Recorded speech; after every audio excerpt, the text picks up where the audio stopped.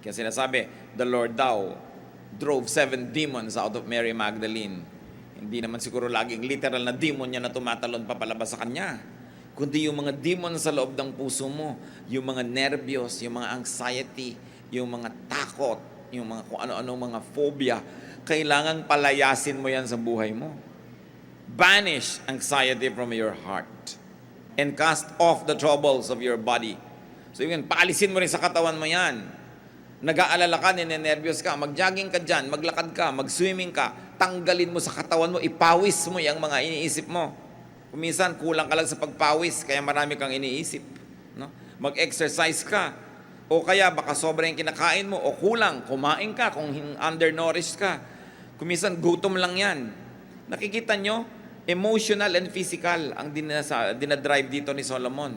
Sabi, para mag-enjoy ka sa buhay, banish anxiety from your heart.